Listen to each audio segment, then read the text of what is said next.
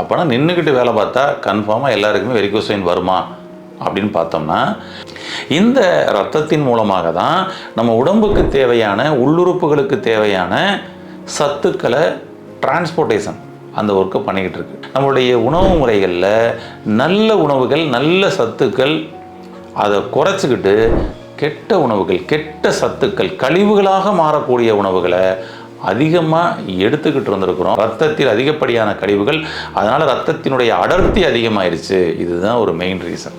அப்போ நம்ம ரத்தத்தை சுத்திகரிக்கிறதுக்கான ஒரு விஷயத்துக்கு பண்ணணும்னா என்ன பண்ணலாம் அப்படின்னா, ஹெல்த் கபே சேனல் வியூவர்ஸ் அனைவருக்கும் வணக்கம். ரொம்ப நேரம் நின்றுக்கிட்டே வேலை பார்க்குற நபர்கள், அதிகமான நபர்களுக்கு வெரிகோஸ் வெயின் அப்படின்றது வருது. அப்போனா நின்றுக்கிட்டு வேலை பார்த்தா கன்ஃபார்மாக எல்லாருக்குமே வெரிகோஸ் வெயின் வருமா அப்படின்னு பார்த்தோம்னா, அங்கே தான் ஒரு விஷயம். எல்லா நபர்களுக்கும் வெரிகோஸ் வெயின் வரலை. நின்றுக்கிட்டு பார்க்கக்கூடிய எல்லா நபர்களுக்கும் வெரிகோஸ் வெயின் வரலை.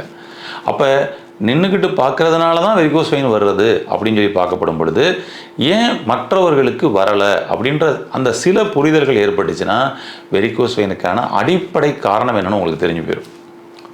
பொதுவாக நம்ம உடம்புல உச்சந்தலையிலிருந்து உள்ளங்கால் வரைக்கும் ரத்த ஓட்டம்ன்றது சுழற்சி போயிட்டே இருக்குது.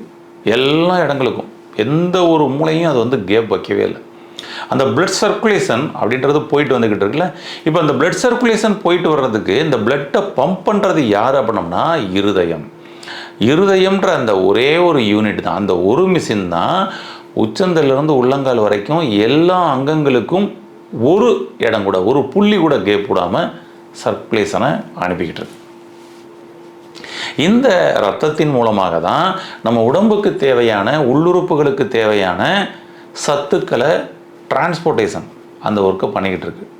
இவர் ஒரு ட்ரெயின் போல், இந்த ரயிலில் பார்த்திங்கன்னா எல்லாம் ஏறணும்னு அதை கொண்டு போய் ஒவ்வொரு ஸ்டேஷன்லையும் நின்று ஒரு ஊருக்கு போகும் இல்லையா. அது மாதிரி நம்மளுடைய பிளட்டில் நம்ம சாப்பிடக்கூடிய சாப்பாட்டில் உள்ள சத்துக்கள், நல்லவைகள், கெட்டவைகள்னு எல்லாமே அதுக்குள்ளே தான் ஏறும். நம்ம புரோட்டீன் உணவு சாப்பிட்றோம், கார்போஹைட்ரேட்டை சாப்பிட்டுக்கிறோம், கொலஸ்ட்ராலை சாப்பிட்டுக்கிறோம், நல்ல தாதுக்கள்லாம் உள்ளே கொடுத்துக்கிறோம். அப்படின்னா இது எல்லாமே இந்த ட்ரெயின் வழியை ஏறி உள்ளே போய்கிட்டு இருக்கோம். கழிவுகள் கொடுத்தோம்னாலும், நம்ம சாப்பிடக்கூடிய உணவுகள் கழிவுகளாக உள்ளே கொடுத்தோம்னாலும் அப்போனா அது வழி தானே ஏறி ட்ராவல் பண்ணும். அப்போ ரத்தத்தில் நல்ல உணவுகளும் நல்ல சத்துக்களும் கெட்ட உணவுகளும், அந்த கெட்ட சத்துக்களும் உள்ளே சேர்ந்து ட்ராவல் பண்ணுது. அடுத்து இதில் இந்த ரத்தத்தில் இருக்கக்கூடிய நல்ல உணவுகளையும் அது நல்ல சத்துக்களையும் பிரிப்பதற்குன்னு சில மிஷின்ஸ் இருக்குது. அந்த சமயத்தில் கெட்ட உணவுகளும் கெட்ட சத்துக்களையும் அது ஃபில்டர் பண்ணி அதை தூக்கி வெளியேற்றக்கூடிய வேலையையும், இந்த சத்துக்களை நம்ம உடம்புக்கு பயன்படுத்தக்கூடிய வேலையையும் அது மாதிரி சில மிஷின்கள் பண்ணிக்கிட்டு இருக்கு, உள் உறுப்புகள். ஆனால் நம்ம என்ன பண்ணிக்கிட்டு இருக்கிறோம் அப்படின்னம்னா, அந்த வெரிகோஸ் வெயின் வரக்கூடிய நபர்கள் என்ன பண்ணிக்கிட்டு இருக்கிறோம்னா, நம்மளுடைய உணவு முறைகளில் நல்ல உணவுகள், நல்ல சத்துக்கள் அதை குறைச்சிக்கிட்டு கெட்ட உணவுகள், கெட்ட சத்துக்கள், கழிவுகளாக மாறக்கூடிய உணவுகளை அதிகமாக எடுத்துக்கிட்டு இருந்திருக்கிறோம் அப்படின்னு அர்த்தம். அப்போ இந்த ரத்தத்தில் இந்த கெட்ட கழிவுகள் அப்படியே கொஞ்சம் கொஞ்சமாக அது வழியே ட்ராவல் பண்ணி போய்கிட்டு இருக்குல்ல. இப்போ அதை ஃபில்ட்ரு பண்ணி கெட்டவைகளை வெளியே அனுப்பிட்டு நல்லவைகளை மட்டும் அந்த ரத்தத்தில் சுத்த வைக்கக்கூடிய மிஷின்ஸ்லாம் இருக்குல்ல, அங்கேயே அவரே ஜம்ப் ஆயிடுவார். நம்ம அந்த அடைப்புகளை நீக்குறதுக்கு ஒரு கார்பரேஷன் ரொக்க விட்ருக்குன்னு வச்சுக்கோமே நம்ம வீட்டுக்கு. அடைப்புகளை நீக்கிறாரு திரும்ப வருது, நீக்கிறாரு திரும்ப வருது. எப்படி இருக்கும்? அவர் பயங்கரமாக டென்ஷன் ஆயிடுவார் இல்லையா. அது மாதிரி நம்முடைய இரத்தத்தில் கழிவுகள் அதிகமாக கலக்க இரத்தத்தின் அடர்த்தி அதிகமாகி இரத்தத்தை சுத்தப்படுத்தக்கூடிய மிஷினே திணறி சுத்தப்படுத்த முடியாமல் இரத்தத்தில் அதிகமாக சுத்துச்சுன்னா அவர்களுக்கு தான் வெரிகோஸ் வெயின் வருது. இரத்தத்தில் அதிகப்படியான கழிவுகள் வெரிகோஸ் வெயினுக்கு மிக முக்கிய காரணமே அதுதான். இரத்தத்தில் அதிகப்படியான கழிவுகள், அதனால் இரத்தத்தினுடைய அடர்த்தி அதிகமாயிருச்சு. இதுதான் ஒரு மெயின் ரீசன். அதில் நம்மளுடைய உடம்புல உச்சந்திலிருந்து உள்ளங்கால் வரைக்கும் இந்த சர்க்குலேஷன் போயிட்டு வந்துக்கிட்டு இருக்கு இல்லையா. இதில் நம்மளுடைய இருதயம்ன்றது நம்மளுடைய மார்புக்கு பக்கத்தில் இங்கே இருக்குது. இந்த மார்புக்கு மேலே இங்கேருந்து தலை வரைக்கும் பார்த்தோம்னா கம்மியான ஏரியா தான், பம்பிங் ஈஸியாக இருக்கும். ஆனால் மார்பு பகுதியிலேருந்து கீழே நம்மளுடைய கால் பாதம் வரைக்கும் பார்த்தோம்னா கொஞ்சம் லாங்கான ஏரியா. அப்போ கீழே பம்ப் பண்ணி கீழே இறங்கி திரும்பவும் மேலே ஏறணும். ஆனால் இங்கே ரத்தத்தோட அடர்த்தி அதிகமாக இருக்குது. அப்போ சர்க்குலேஷனே ஸ்லோவாகும். ஸ்லோவாகும் பொழுது இந்த அடர்த்தி அதிகமாக இருக்கிறதுனால என்ன ஆயிரும்னா அங்கே கொஞ்சம் கொஞ்சமாக கழிவுகள் அனைத்தும் கட்டிகளாக சேர ஆரம்பிச்சிடும். அப்போ சர்க்குலேஷன் பிளாக் ஏற்பட வாய்ப்பு இருக்குது. ஏற்கனவே சர்க்குலேஷன் ஸ்லோவாக இருக்குது. இந்த கழிவுகள் எல்லாம் கட்டிகளாக மாறும் பொழுது, கட்டி சேரும் பொழுது அப்போ ரத்தத்தில் அங்கங்கே பிளாக் ஏற்பட ஆரம்பிச்சிடும். இதை தாண்டி ஒரு பம்பிங் நடக்கும் பாருங்கள். நீங்கள் நடக்கப்படும் பொழுது, நடக்கிறீங்கன்னா, வாக் பண்ணுறீங்கன்னா அந்த இடத்துல ஒரு பம்பிங் நடக்கும். பம்பிங் நடக்கப்படும் பொழுது வெறும் ரத்தம் மட்டும்தான் இருக்குன்னா அந்த சர்க்குலேஷன் நல்லா ஸ்மூத்தாக போகும். நமக்கு ரத்த ஓட்டம் நல்லா ஃப்ரீயாக போகிறதுனால கால்னு ஒன்று இருக்குன்றதே நமக்கு தெரியாது. ஆனால் ரத்தத்தோட அடர்த்தி அதிகமாகி அது கட்டிகளாக அடைப்புகளாக மாறப்படும் பொழுது நம்ம வாக்கிங் போனோம் அப்படின்னு சொல்லி சொன்னோம்னா, நடந்தோம் அப்படின்னோம்னா உடனே அப்போ இங்கே தடைகள் ஏற்படுத்தும். சர்க்குலேஷன் ஃபுல்லாக போக முடியாமல் தடைகள் ஏற்படுத்தும். அப்போ காலில் இறுக்கமாக இருக்குது, கனமாக இருக்கிற மாதிரி இருக்குது, வலி வர்ற மாதிரி இருக்குது, பிடிச்சி இழுக்கிற மாதிரி இருக்குதுன்னு சொல்லிட்டு சின்ன சின்ன சிம்டம்ஸாக அதிகமாகிட்டே இருக்கும். இப்போ பாருங்கள் தெரியும் நமக்கு கால் ஏண்டா இருக்குது, இது ஒரு பெரிய சுமையாக இருக்குன்ற மாதிரி அந்த சமயத்தில் ஃபீல் ஆகும். அப்போ ரத்த ஓட்டம் சீராக போய்கிட்டு இருக்கப்படும் பொழுது கால் இருக்குது அப்படின்றதே நமக்கு தெரியலை.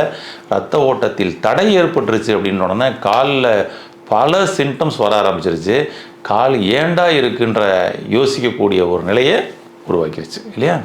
அதனால் வெரிகோஸ் வெயின் அப்படின்னு பார்க்கப்படும் பொழுது இந்த இரத்தத்தில் அதிகப்படியான அடர்த்தி அது சேர்ந்து ரத்தத்தில் அங்கங்கே தேக்கங்கள் ஏற்படுவதனால் ரத்தத்தை அப்படிருந்து மீறி பம்ப் பண்ணணும்னு சொல்லிட்டு பம்ப் பண்ணி ட்ரை பண்ணும் பொழுது தான் அந்த இடத்துல நரம்புகள் சுருள்களாக வர ஆரம்பிக்குது.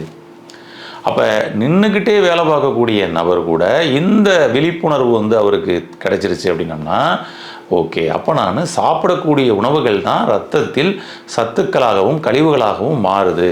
நான் என்னோடய ரத்தத்தில் சத்துக்களை மட்டும்தான் கொடுப்பேன், இனிமேல் கழிவுகளை சேர்க்க மாட்டேன் அப்படின்ற ஒரு முடிவுக்கு வந்துட்டால் அப்போ மட்டும்தான் வெரிகோஸ் வெயின்ற பிரச்சனையிலேருந்து டோட்டலாக வெளியே வர முடியுங்க.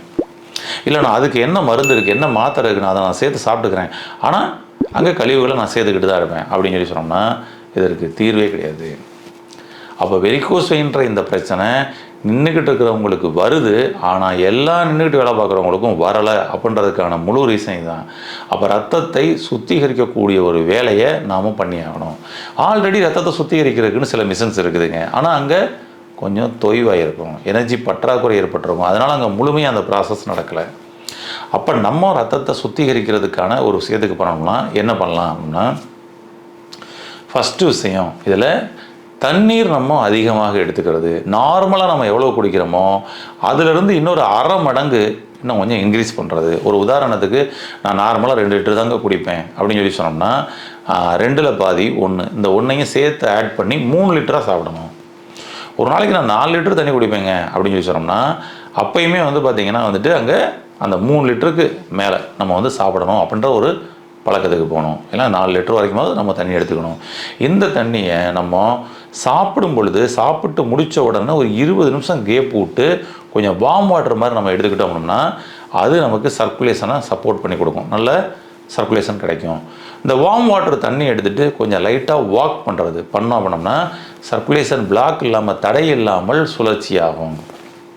அவன் பாருங்கள், காலில் சமணம் போட்டு உட்காந்துருக்குறோம், ஒரு குறிப்பிட்ட நேரத்தில் அப்படியே மரத்து போயிடுது நம்ம கால்லாம். என்னாச்சு, ரத்த ஓட்டம் அங்கே சரியாக சீராக போகலை. அப்போ தான் நமக்கு தெரியுது.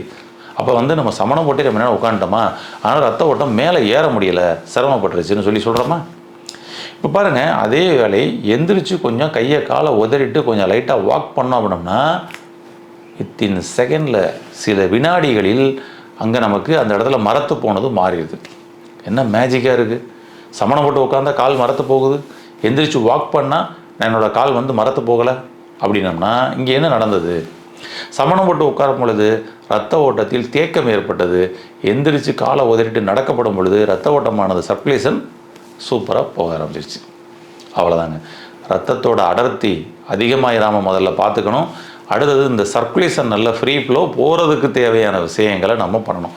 அப்போ தான் அந்த வெரிகோஸ் வெயின்ற பிரச்சனையே வராது. அதுக்கு என்னங்க பண்ணணும் அப்படின்னா, ஃபஸ்ட்டு விஷயம், காலையில் எழுந்தவுடனும் இரவு தூங்க போகிறதுக்கு முன்னாடியும் 2லிருந்து 4 டம்ளர் வெதுவெதுப்பான தண்ணி முதல்ல குடிச்சுக்கணும்.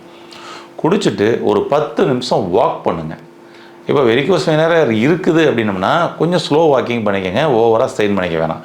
வெரிகோஸ் வெயின் இல்லை ஆனால் வந்துடக்கூடாது அப்படின்னு நீங்கள் விரும்புனீங்கன்னா தினம்தோறும் ஒரு 20 நிமிஷத்துலேருந்து ஒரு 1 ஹவர் வரைக்கும் கூட அப்படி தண்ணி வார்ம் வாட்டரை வந்து நம்ம வந்து சாப்பிட்டுட்டு அப்படி வாக் பண்ணும் பொழுது வெரிகோஸ் வெயின் உங்களுக்கு வருவதற்கு வாய்ப்பே கிடையாது.